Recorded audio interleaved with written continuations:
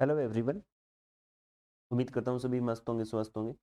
दोस्तों, जैसा कि आपको दिख रहा होगा, टाइम एंड वर्क का क्वेश्चन करेंगे। कंसेप्ट यहाँ पर हम देखने वाले हैं, जो कि कंसेप्ट 2023 में सीपीओ सीजीएल हर एग्जाम में फ्रिक्वेंटली पूछा गया कंसेप्ट था। और मैं फिर कह रहा हूँ कि 2024 में जितने भी एसएससी के जो एग्जाम होंगे उनमें आपको अल्टरनेट किसी न किसी शिफ्ट के अंदर देखने को मिलेगा। तो चलिए देख लेते हैं इसके अंदर है क्या, इसका क्या कंसेप्ट है। क्वेश्चन आप लोगों से बोला गया है, इसके अंदर आपको दो क्वेश्चन देखने को मिलेंगे। दोनों क्वेश्चन मैं आप लोगों को करवाऊंगा। एक सीपीयू में ये क्वेश्चन पूछा गया था 5/10/2023 को थर्ड शिफ्ट में। ए और बी समान रूप से कार्यकुशल है और प्रत्येक अकेले किसी कार्य को 36 दिन में पूरा कर सकता है। यदि किसी ने कोई अवकाश न लिया हो, ए और बी ने इस कार्य पर एक साथ मिलकर काम करना शुरू किया, लेकिन ए ने हर 5वें दिन काम करने के बाद एक दिन का अवकाश ले लिया, जबकि बी ने हर 7 दिन काम करने के बाद एक दिन का अवकाश लिया। यदि दोनों ने 1 जुलाई 2021 को काम शुरू किया तो बताओ काम किस तिथि को पूरा हुआ। क्वेश्चन आपको सेम ऐसा ही मिलेगा, लिटिल बिट डिफरेंट क्वेश्चन है। देखिए करना कैसे है। आपको पता है ए किसी काम को कंप्लीट करता है 36 डेज में, क्लियर। बी किसी काम को कंप्लीट करता है 36 डेज में। जब ये इंडिविजुअली वर्क करते हैं तो 36 डेज में इसको कंप्लीट कर देते हैं, ठीक है। इसमें भी इन्होंने इस बार 2023 के अंदर दो टाइप के क्वेश्चन पूछे थे, जिसमें ये हर दिन के कुछ आवर्स भी दे देते हैं, कुछ घंटे भी दिए होते हैं, वो भी टास्क कंप्लीट करना जरूरी होता है। तो ये दोनों अच्छे क्वेश्चन लगे मुझे। आपने यहाँ पर देखा कि जब मैं दोनों को काम में लगाऊंगा तो सिंपल सी बात है कि दोनों की एफिशिएंसी सेम है, 36 डेज में काम को कंप्लीट कर रहे हैं। तो मैं ऐसा मान लेता हूँ कि वर्क ही कितना आपका 36 है। तो सिंपल सी बात है, पर डे 1 बनाता है, ये पर डे 1 बनाता है। जब मैं दोनों को यहाँ पर काम पे लगा दूंगा तो आपको ये पता होना चाहिए कि 36 को 2 की एफिशिएंसी के हिसाब से आप कंप्लीट करोगे तो 18 डेज में काम आपका कंप्लीट हो जाएगा, क्लियर। अब इसके बहुत सारे मेथड है, आप अलग अलग जगह देखोगे अलग अलग मेथड से इसको करवाया गया है ना। तो आपको समझ में भी नहीं आया होगा प्रॉपर। इसका सबसे इजी और बेस्ट अप्रोच मैं आपको बताता हूँ, उसी को फॉलो करना है कि जो काम जब आसानी से हो ही रहा है तो उसको हम क्यों फालतू में टिपिकल टास्क ले उसका, है ना। तो आप यहाँ पर देखिएगा, आपको पता है कि अगर मैं दोनों से काम करवाऊं 18 दिन में काम तो हो जाना है, अगर ये कंप्लीटली रेगुलर काम करें तो, ठीक है। हम 18 डेज का यहाँ पर ये इसको देख लेते हैं। अब ए क्या करता है, ए 5 दिन काम करता है और एक दिन ये ऑफ कर लेता है। एक दिन क्या कर लेता है, ऑफ कर लेता है, ये इसकी आदत है। इसी तरीके से हम बी की बात करते हैं। बी क्या करता है, कितने दिन काम करेगा भाई, 7 दिन काम करता है और एक दिन क्या कर लेता है, ऑफ कर लेता है, ठीक है। अब आपको कुछ इस तरीके से इस पैटर्न को बनाना होगा कि इसका जो टोटल टास्क है ना वो 6 दिन का हो रहा है, इसका कितने दिन का हो रहा है, 8 दिन का हो रहा है, ठीक है। अब देखते जाना, आपको पता है 18 दिन तो काम होगा, कितने दिन काम होगा, 18 दिन, ये 18 डेज का है। 18 डेज अगर रेगुलर काम करेंगे तो 18 डेज तो काम इसको इनको करना ही पड़ेगा, तो एटलीस्ट इतने दिन तो लगेंगे, ठीक। अब यहां पर क्या हुआ कि ये रेगुलरली अगर काम करते ना तो ये यहाँ पर इतना मतलब ये इतने दिन तो लगते हैं 18। अब एक बात बताओ, जब ये बीच में जब छुट्टी मारने लगे, ए एक दिन नहीं आ रहा, बी भी नहीं आ रहा, इसका मतलब ये हो गया, तो ये जब नहीं आ रहे उस दिन काम कौन करेगा, है ना। तो आप यहाँ पर देखो कि जब ये नहीं आएंगे तो हम ये देख लेंगे कितना आपने कंप्लीट नहीं किया, हम सिर्फ उसी को कंप्लीट करवाएंगे। आपको पता है ये 6 और 6 18 तक 3 टाइम्स आता है। तो आपने ये देखा कि ए ने यहाँ पर 3 दिन का ऑफ कर लिया, कितने दिन का ऑफ कर लिया, 3 दिन का, ठीक है। और कंप्लीट ये 18 तक हुआ, मतलब 18वें दिन ये छुट्टी पर होगा, है ना। तो फिर हम देखते हैं बी की बात करते हैं।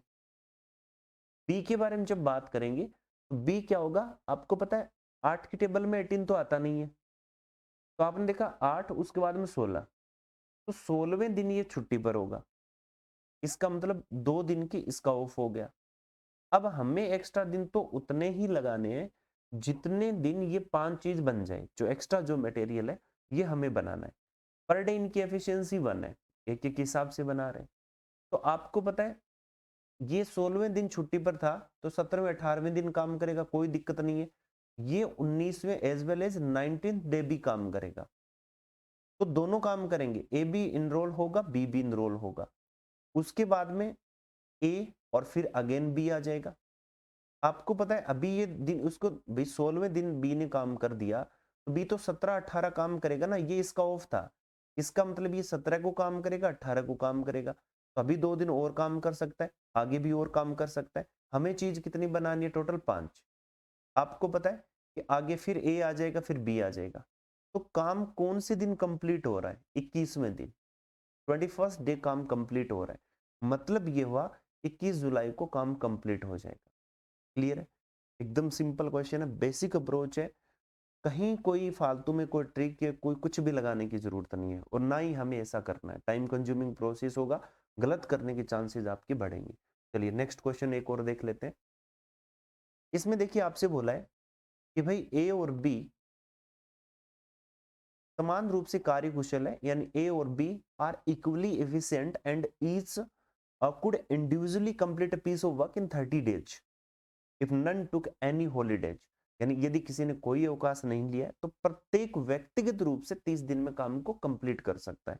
ए और बी ने इस काम पर एक साथ काम करना शुरू किया, लेकिन ए ने हर 4 दिन के बाद में एक दिन की छुट्टी ले ली, ठीक है, और बी हर 5 दिन में काम करता है, एक दिन का अवकाश ले लेता है।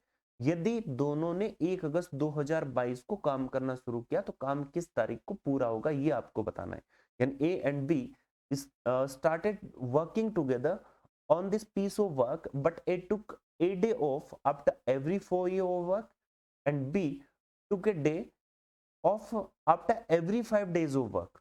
ठीक है, ध्यान में रखना इस चीज को, दोनों में थोड़ा सा आपको वेरिएशन देखने को मिलेगा। If the due has started work on the 1st August 2022, on which date was the work completed? Simple question है, सेम क्वेश्चन है, लेकिन फर्क इतना है, वो सीपीयू में पूछा गया था, ये सीजीएल में पूछा गया। ठीक है, अब देखो, अब आपने कहा सर ये तो बहुत सिंपल है, कैसे? ए ने काम किया कितने दिन में? भाई 30 दिन में कर सकता है ना। B can do piece of work in 30 days, same work, okay. Then हम अज्यूम यहां पर कितना कर लेते हैं? 30। आपको पता है देन एफिशिएंसी ए की 1, बी की 1, तो ए और बी इस काम को कंप्लीट कर देंगे 15 डेज में। आपको पता है 15 दिन में काम को निपटा देंगे। अब मेरी बात को समझना, काम तो भाई 15 दिन में हो ही जाएगा।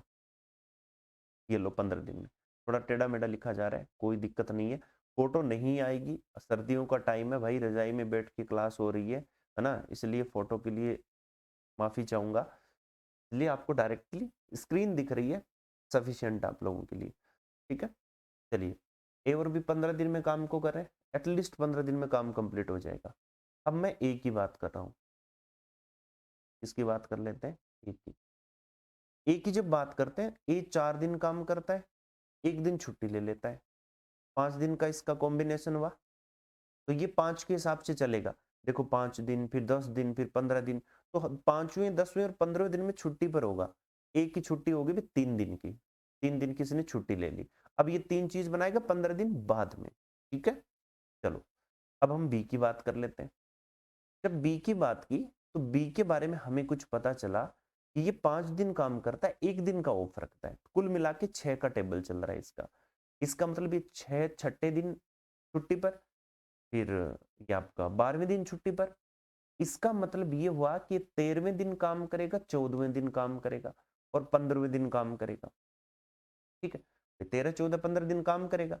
इसका मतलब ये 2 ऑफ लिए हैं इसने। अब ये 5 चीज आगे कब बनेगी, ये हमें डिफाइन करना है।